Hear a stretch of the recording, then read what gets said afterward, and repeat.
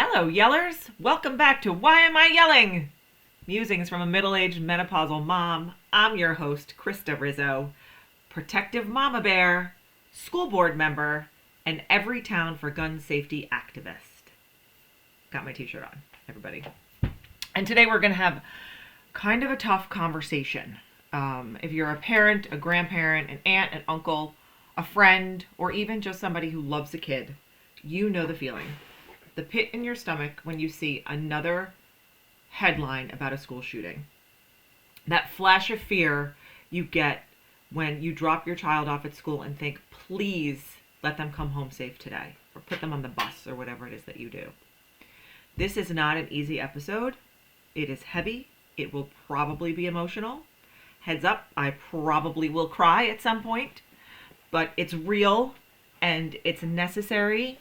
And the truth is, pretending it isn't happening is not keeping us or our kids safe. Oh, I just threw the dog a dog treat. Talking about it, however, helps. Parenting helps. Preparing helps. Advocating helps. Right? So today, I want us to unpack this together. How do we keep our kids safe when they're out of our sight? What can we do at home? What can we do in conjunction with their schools? And what can we do as a community? And maybe, most importantly, how do we take our fear and turn it into action? And dare I say, a little bit of hope. So let's take a deep breath. And let's do this together. So, we always start out with a "you gotta be kidding me" or "are you kidding me" segment, right? So yesterday, when I heard about the most recent school shooting at Ascension Catholic School in Minnesota, I literally said out loud, "Are you fucking kidding me?" Like, I should be surprised, but in reality, I definitely was not, because look at where we live and look at the world we live in and look at the love that our society has for guns over kids. And then I started thinking about where I have been in my life when these kinds of things happen and where my kids are and things like that. You start thinking about all that stuff, right? So do you remember the first time you picked up or dropped off your child at school after a school shooting? So I vividly remember the first time I had a child in school. My oldest, Wyatt, was in second grade after a school shooting, and it was Sandy Hook. He was already at school when it happened in Brooklyn, New York, and my husband, who works for the news, called me. I was home with our 10-month-old baby, and he called me and said, "Don't turn on the news." So, of course, what did I do? I turned on the news. And from the minute I turned on the news to the minute I had to go pick up my son from school, I sat glued to the TV with my 10-month-old, sobbing for the families that lived just a short 2 hours north of where we lived in Brooklyn. Ironically, we now live 30 minutes north of Sandy Hook. I wanted to go immediately. I wanted to go directly to school to pick him up and to hold him and hug him and never let him go. Which is probably how most of us felt or still feel when things like this happen. Dropping him off the next day was not easy, even after we had gotten many reassurances from our school about safety, about protocols, about, counseling services. They went above and beyond, right? It was still hard to let him go to school the next day, but I knew that I had to let him go. As a 9/11 survivor, I am not immune to dealing with the aftermath of catastrophe, sadly. And so letting him go is part of the heartache of parenting, right? We can't keep them wrapped in bubble wrap as much as we want to. And we can't follow them around every second as much as we want to. And that's hard. It's a hard pill to swallow. I have a kid at college now, and I would love to know where he is all the time, but I don't. And I would love for him to text me multiple times a day, but we don't usually. And you have to trust that you've done the right things and you've given them the right tools and you have had the right conversations with them to know that you feel comfortable with them going to school or going to their jobs or going to hang out with their friends or wherever it is that they're going. Or else you're going to live in a total state of fear. And listen, don't get me wrong. That is all normal, right? But the statistics, when you look this stuff up, are staggering and sobering, right? Since Columbine in 1999, there have been over 400 school-related shootings in the United States. That is not mass shootings. That is only school-related shootings. That is a number no parent wants to or should have to hear. And it's not just the shootings themselves, right? It's the ripple effect that comes as a result of these disasters, right? Anxiety in kids and teachers and staff and parents, trauma from lockdown drills, right? Constant scanning of exits when they're supposed to just be kids and not always looking around for the next place to walk out of. Now, that's not to say that that is what our children are doing, but they are trained and prepared and ready to do those things at very young ages. The fact that we're having this conversation is enough for me, but when is enough going to be enough? That all incites fear. And while fear is normal and fear is human, we can't let it consume us. What we can do is allow it to guide us toward the things that we can control. Because yes, while the fear is real, so is our power. So here's the thing. We do actually have power. And I have witnessed this as a community activist, as somebody who has organized political campaigns and done that stuff. I know that power happens in numbers, strength in numbers, right? We've heard that multiple times in our lives, throughout our lives. So let's talk about what we can do at home, what we can do within our schools, and what we can do within our communities, right? First, it's the conversations. Now, I know talking to your kids about school shootings feels very, very daunting and probably impossible. But here's the truth. If we don't talk to them, they're going to get that information from somewhere else.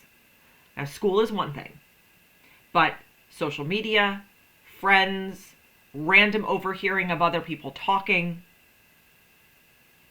that's not always the full picture on any topic, let alone, mass shootings and school shootings and gun safety and things like that.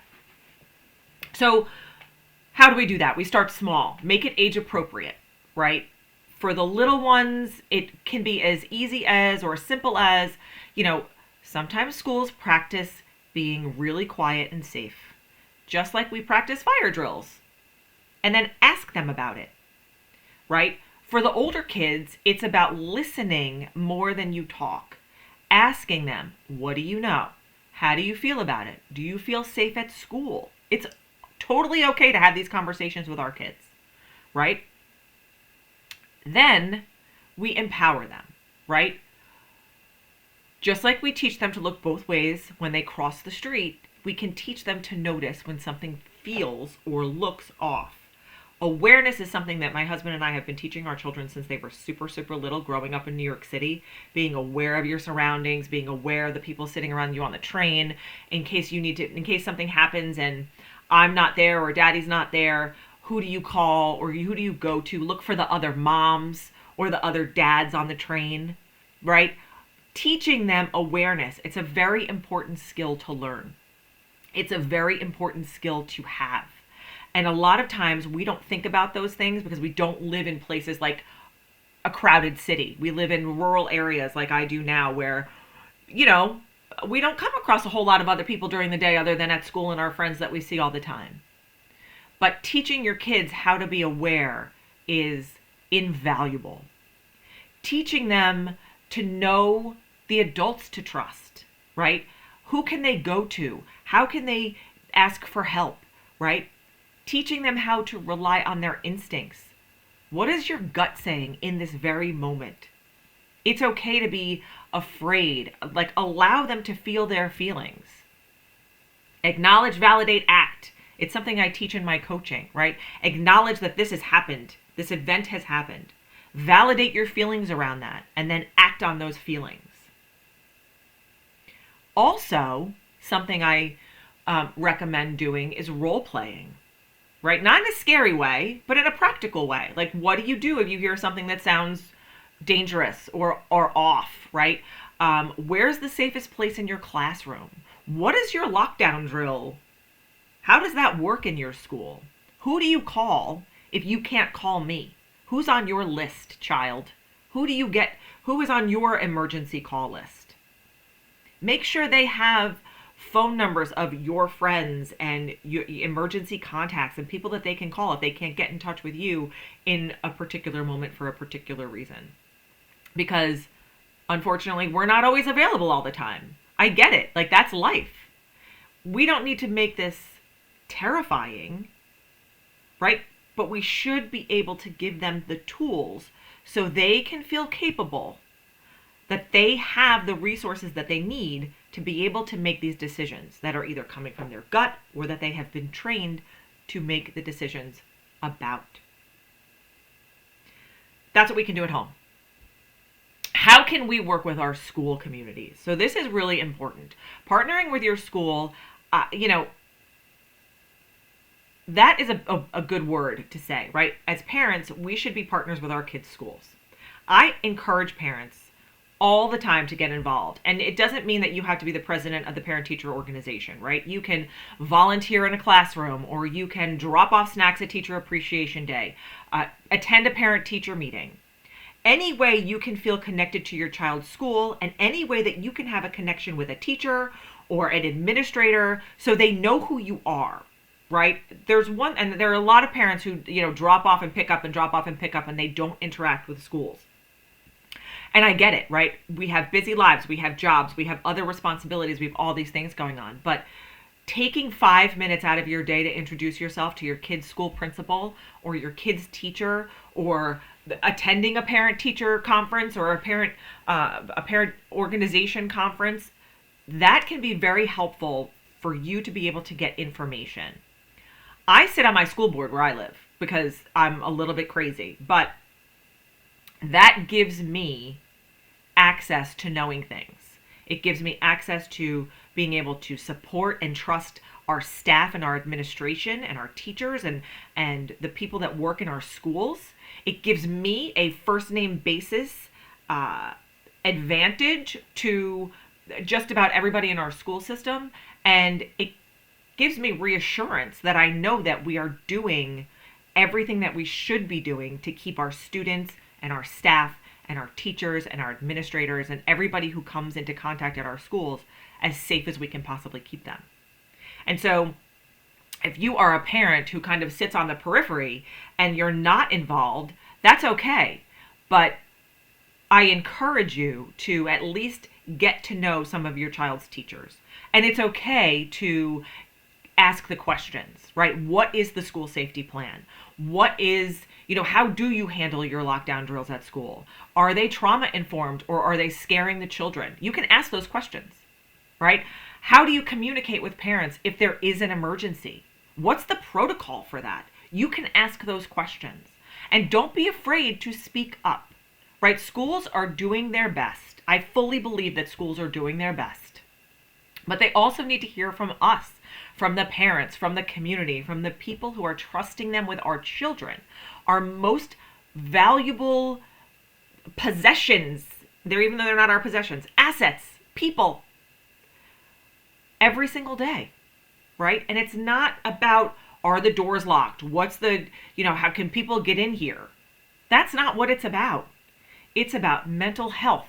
Do the schools have counselors available when incidents like these happen? And, the thing that happened in Minnesota is affecting kids in Connecticut. It's affecting kids across the country because they have friends who have undoubtedly been involved with or they have a degree of separation from somebody who has been involved in a school shooting in their lives. I can assure you of that.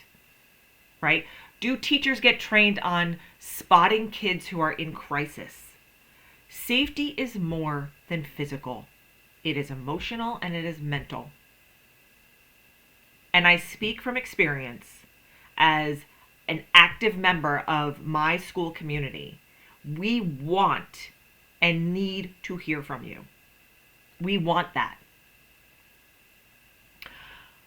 And now let's talk about community at large, right? It's the bigger picture. It's where a lot of us oftentimes feel powerless, right? Because it's your town, it's your city, there's so many more people involved. But small actions matter, right? Showing up at the school board meetings. We like it when there's a room full of people. Even if they're not talking back to us or asking us questions, they're there and they're showing that they are interested in learning and knowing about what's going on in our schools, right? Asking about safety budgets, asking about, supporting legislation that increases security and mental health access in our schools, right? Connecting with other parents, because one voice can be brushed aside, but a group of parents is a powerful thing, right? Strength in numbers, like I said before. And remember, change doesn't have to start at the top. Like, you don't have to go to the governor first. You can go to another mom. You can go to your teacher. You can go to, wherever. It starts with one person on a mission. Shannon Watts, who is someone that I have such great admiration for, which is why I have this Enough t-shirt, she's the founder of Moms Demand Action. And that's exactly what she did. I'm pretty sure she was living in Indiana at the time, but right after Sandy Hook happened, she took to Facebook and she created a group to unite moms against the gun lobby. And that has now turned into, that was in 2012, right? So it's been, a lot of years. 12 years. She has turned that into a grassroots movement that has Everytown chapters in every state. I'm a member of mine in Connecticut. They do all kinds of advocacy work. They work with legislators. They are working to get, laws passed. It takes one person to start a movement, and then it takes people to join that movement, right? Write the emails, make the calls. Legislators and community leaders need to hear from us. Some of them want to hear from us. They want to hear our stories. They want to hear why we are so passionate about keeping our children safe. They want to hear why we feel like we shouldn't even be having these conversations, because nobody should feel unsafe sending their children to school. No child should feel unsafe going to school. That's absurd. You guys, it's absurd. So here's what we're leaving with today. This is a short podcast. We can't be with our kids every second as much as we want to. And yes, it's terrifying sometimes, right? But we can talk to them and we can prepare them and we can work with our schools and we can show up in our communities. And most importantly, we can refuse to let fear silence us. Instead, we can allow it to help fuel us, because our children deserve safe schools. Our teachers, our administrators, our staff, our bus drivers deserve safe schools. They deserve to learn and to grow without fear. And we have the power as parents to demand that. So tonight, when you are sitting around your dinner table, which, by the way, dinner tonight in my house is chicken pesto pasta. It's a favorite. Maybe you ask your kids one new question about how they feel at school today, how they felt, right? Maybe email your principal. Maybe connect with another parent. You don't have to sit in silence.